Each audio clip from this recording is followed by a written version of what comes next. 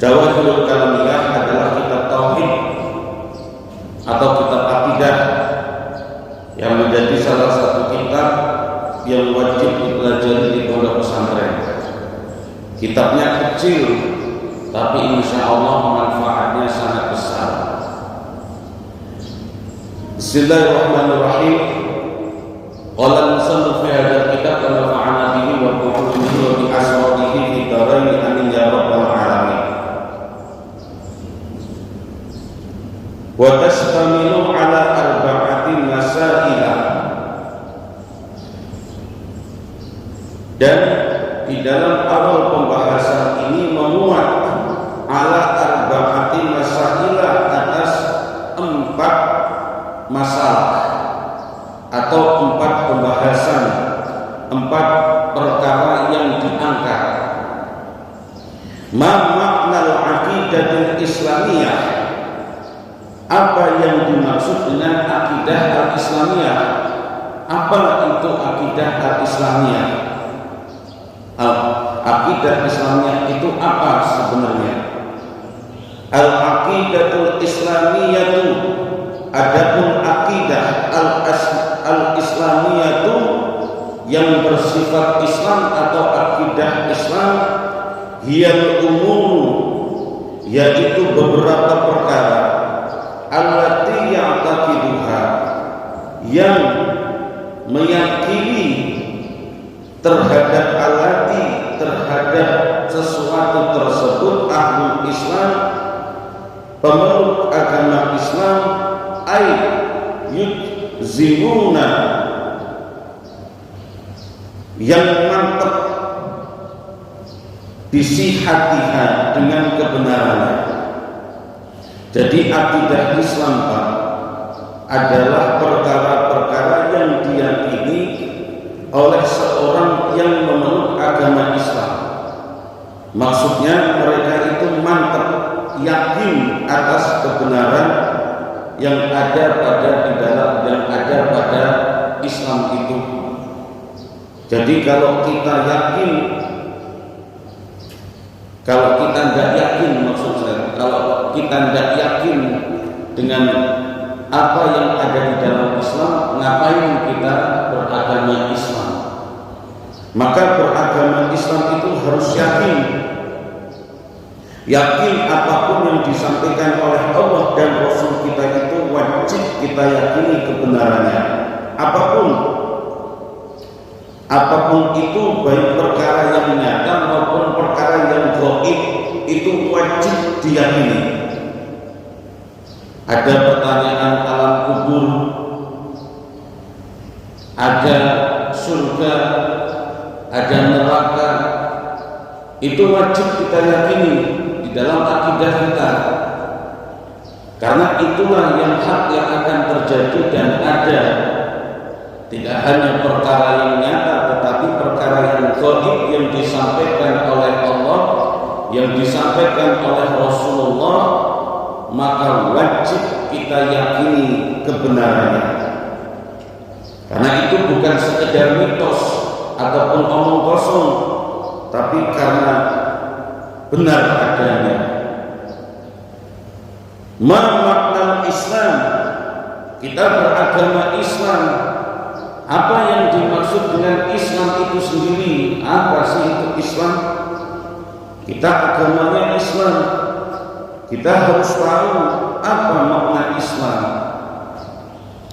Al-Islam huwa al-iqrar bil lisani wa tasdiq bil qalbi bi anna jami'a ma jaa bihi nabiyuna Muhammadun sallallahu alaihi wasallam haqqun wa sidqun.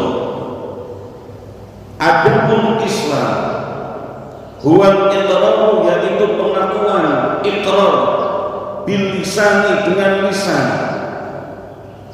wa tasdiqu, dan membenarkan bil qalbi, dengan hati, bi anna jami'a, dengan bahwasanya segala sesuatu, ma jaa bihin Nabi sallallahu alaihi wasallam, yang datang disampaikan oleh baginda Rasulullah Muhammad sallallahu alaihi wasallam, hakun wa sidqun, ialah hak dan benar adanya.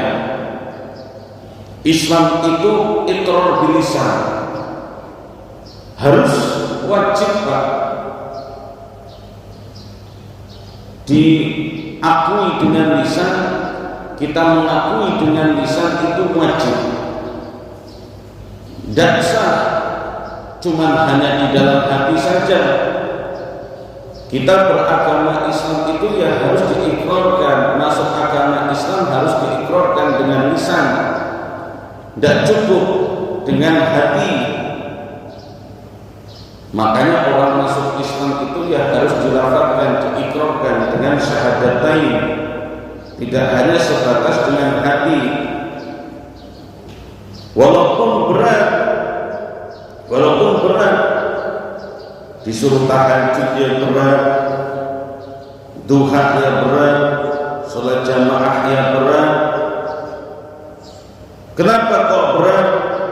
Karena kita itu meyakini itu benar, tapi belum yakin dalam hati, belum tasdik bil qalbi.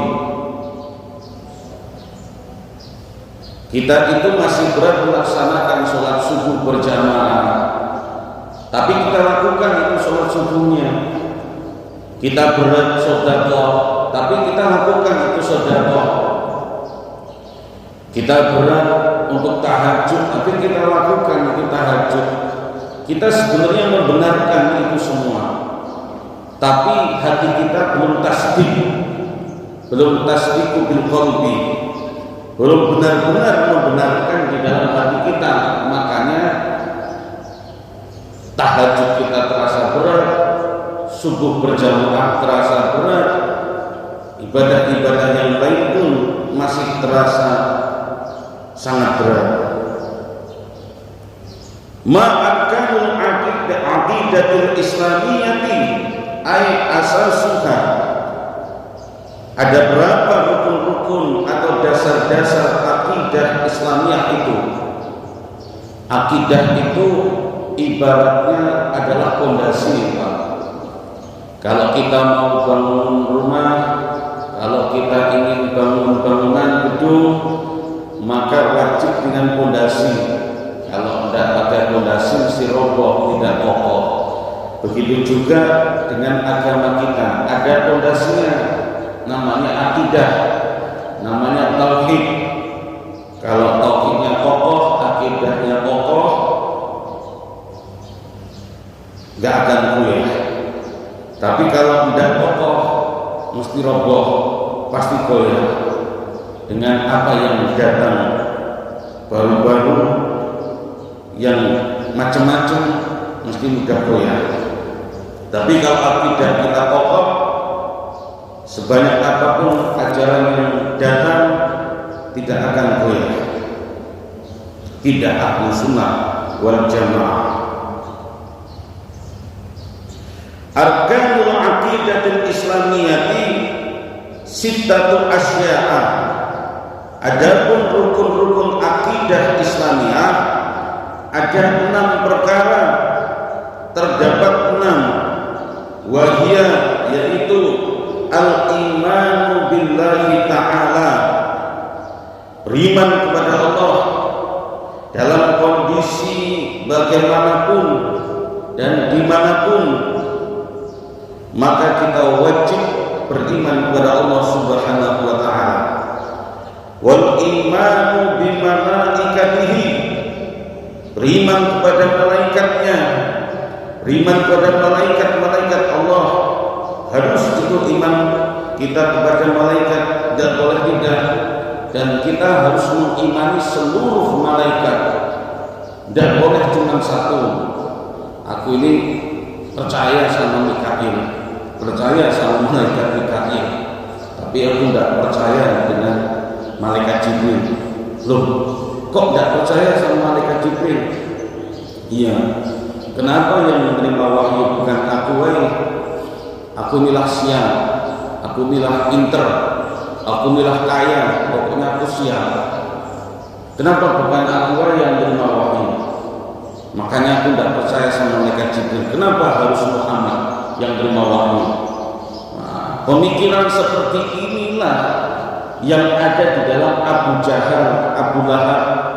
Mikirnya juga gitu. Kenapa bukan aku yang dijadikan nabi? Kenapa bukan aku saja yang menerima wahyu dari malaikat Jibril? Kenapa harus Muhammad? Nah ini, itu pemikiran Abu Jahal, Abu Lahab ya seperti itu. Makanya seluruh malaikat wajib kita imani keberadaannya. Bagaimana kalau kita tidak tahu Pak jumlah malaikat? Tidak masalah. Yang penting kita iman adanya malaikat.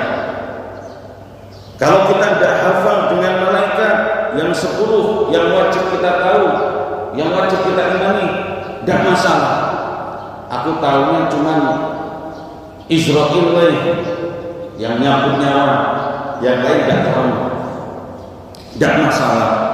Yang penting kita iman kepada malaikat, tidak hafal, tidak tahu jumlahnya, tidak masalah.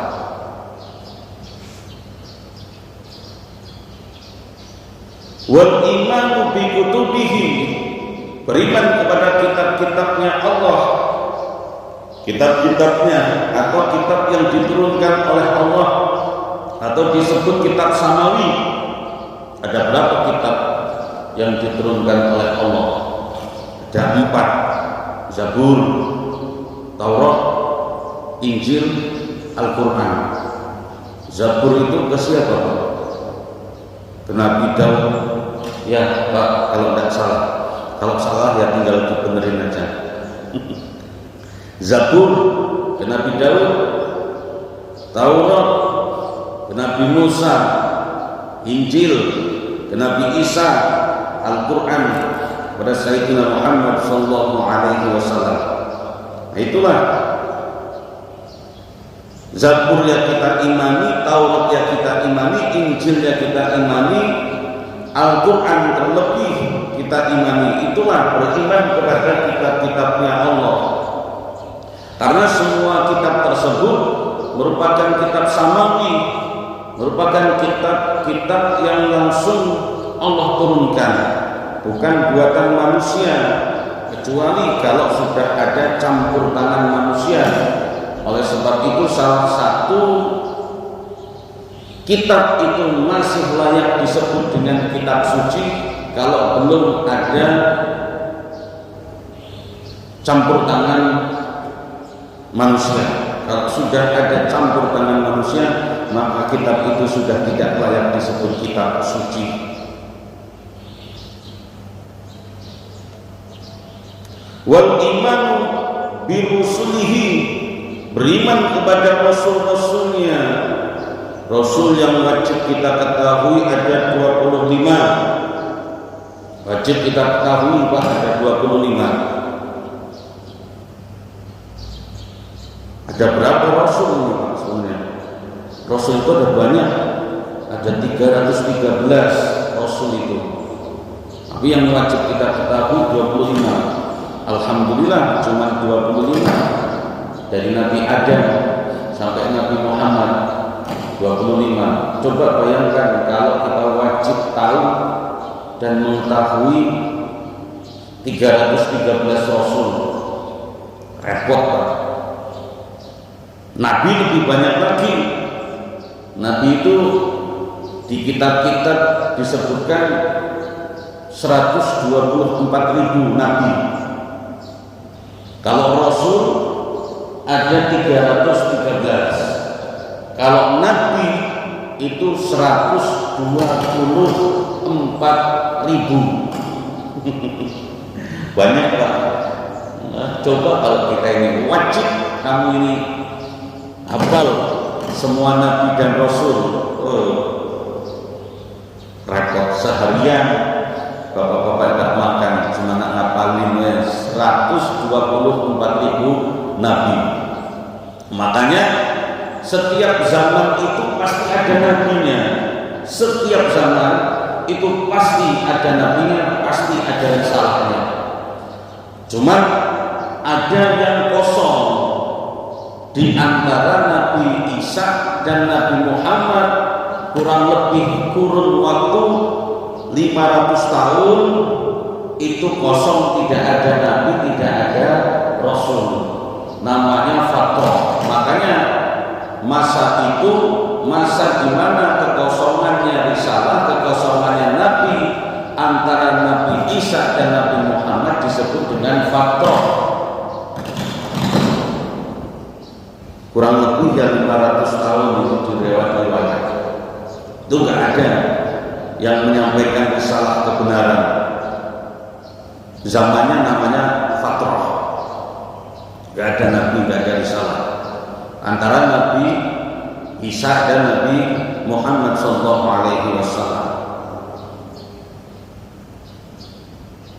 Wal imanu bil yaumil akhiri, dan beriman kepada hari akhir, hari kiamat. Apapun bentuk kiamat kita imani,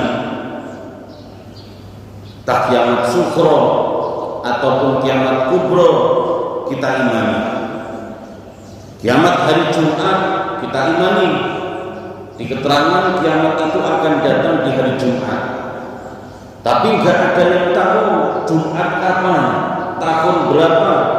Hatta baginda Rasulullah Muhammad SAW ditanya sama Arab Badui, wahai Muhammad, kami ini nerangin tentang kiamat terus, kami ini berbicara tentang hari kiamat terus, kami menasihati mengingatkan tentang hari kiamat terus, maka saat kapan datangnya hari kiamat? Rasulullah menjawab, bukan dijawab kapan, tapi dijawab apa yang kami sudah persiapkan kalau jika hari kiamat itu datang. Artinya baginda Rasul pun tidak Allah beritahu kapan kiamat itu akan tiba. Makanya kalau ada ustaz, ada kiai, ada habib mengatakan hari kiamat itu tahun sekian, bulan ini, tidak usah diikuti, mesti tidak benar. Gak ada yang tahu hari kiamat itu kapan datangnya. Seperti ruh juga gak ada yang tahu. Baginda Rasul pun gak tahu. Yas'alunaka 'anil ruh, ditanya baginda Rasul, apa itu ruh?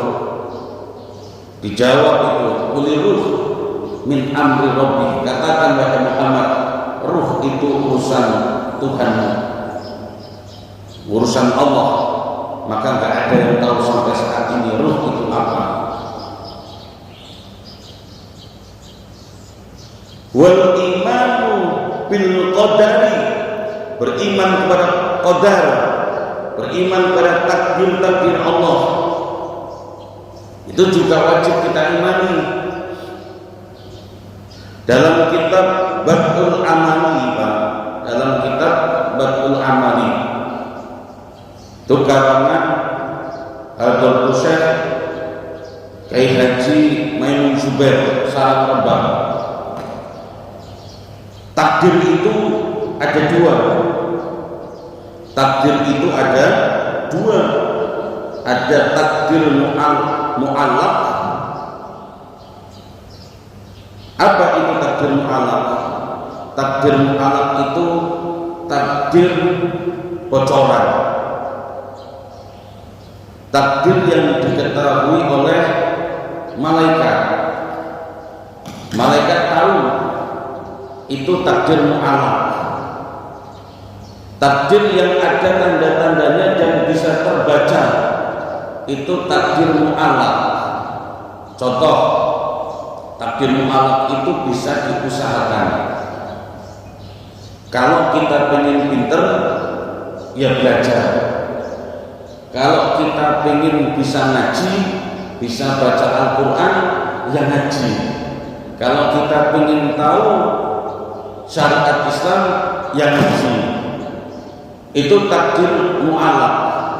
Kalau orang tidak mau berusaha untuk ngaji, maka tidak mungkin dia bisa baca Al-Quran, tidak mungkin dia tahu tentang syariat Islam. Itu takdir mu'allaq yang bisa dibaca, yang bisa diketahui dan ada tanda-tandanya. Di antaranya kepintaran, kesehatan. Kalau pengen sehat, ya makan yang benar, pola makannya dijaga, olahraga rutin, itu takdir Allah. Sedangkan takdir yang satu-satunya disebut takdir mubrom. Apa itu takdir mubrom? Takdir yang tidak ada bocorannya sama sekali dari Allah. Malaikat pun tidak tahu itu takdir mubrom, nggak ada yang tahu sama sekali. Itu hanya Allah yang tahu. Hak prerogatif dari Allah. Ketentuan Allah yang pasti tidak akan berubah. Itu namanya takdir mubrom. Contoh, jenis kelamin, bayi lahir jenis kelaminnya apa, itu takdir mubrom. Tidak ada yang bisa merubah. Itu takdir dari Allah, hak prerogatif Allah. Kematian, kapan orang mati, di mana orang mati, dengan cara apa orang itu mati, gak ada yang tahu. Itu takdir mubrom. Di antara contoh-contohnya, jamaah rahimakumullah, al-mabsul awal.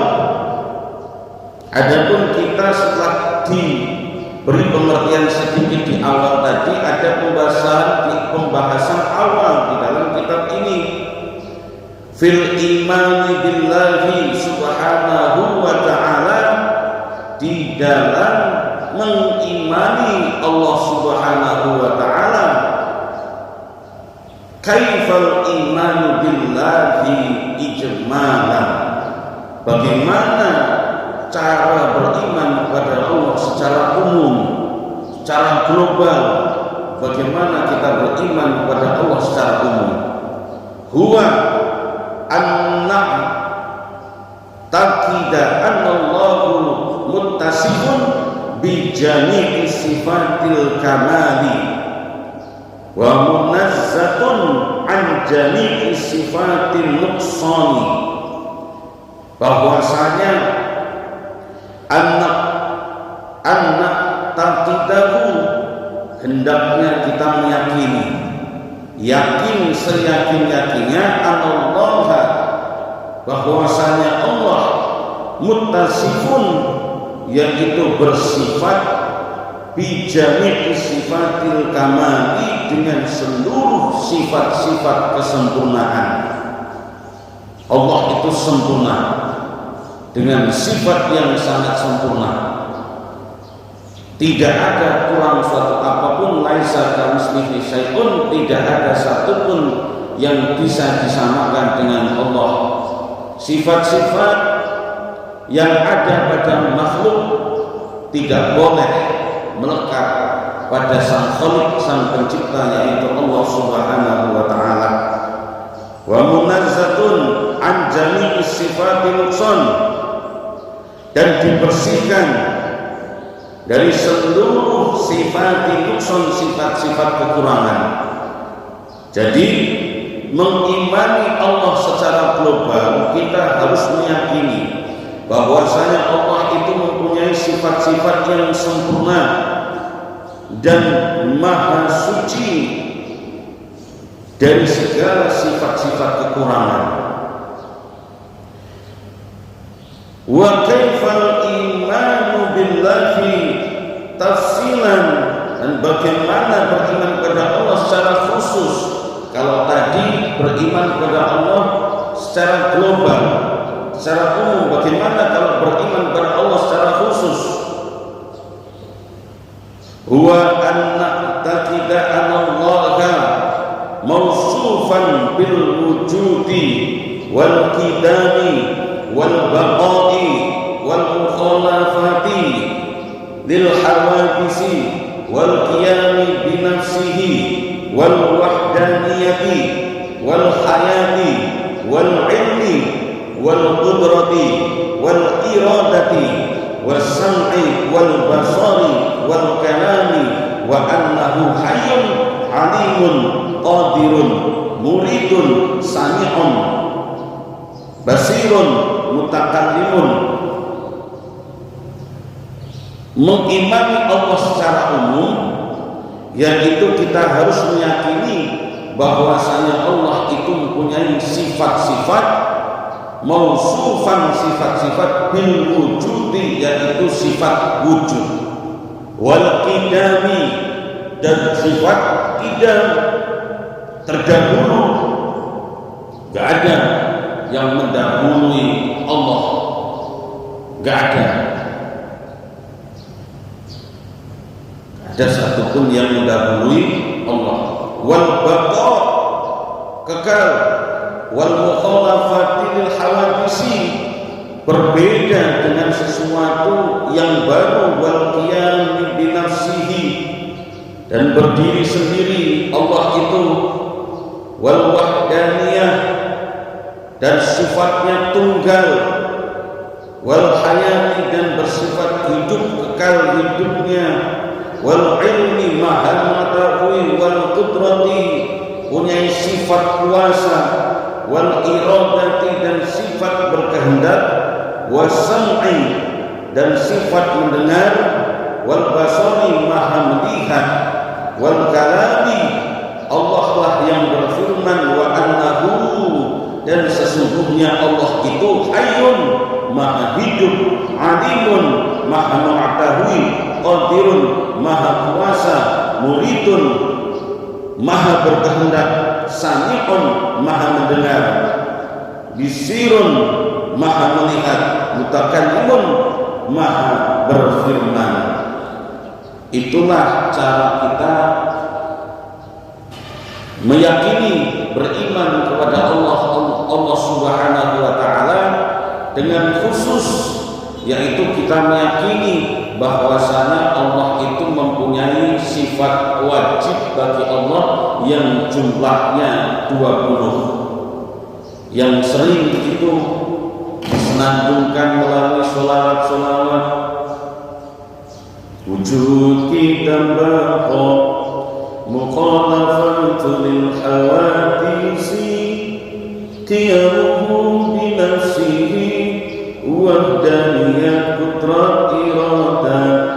Nah, itu sifat wajib Allah, Pak, yang wajib kita imani. Tidak boleh tidak. Itu cara kita beriman kepada Allah. Itu kita yang meyakini bahwasanya Allah itu maujud, Allah itu ada. Tidak boleh kemudian kita ragu, sebenarnya Allah ini ada apa enggak? Kok aku ini tidak pernah ketemu niat, padahal aku sholat tiap hari, ibadah tiap hari, tapi kok tidak pernah ketemu Allah. Sebenarnya Allah itu ada apa enggak? Tidak boleh kayak gitu. Dalam hati kita wajib meyakini bahwasanya Allah itu ada, Allah itu maujud. Gak boleh kemudian kok terbesit dalam hati, sebenarnya Allah ini ada apa enggak ada? Aku ini enggak pernah ketemunya, padahal aku sholat tahajud, sholat taubat, sholat hajat, jamaah sholat subuh enggak pernah ketinggalan, tapi kok enggak pernah ketemu dengan Allah. Nah, enggak boleh kita dalam hati seperti itu, nanti merusak akidah kita.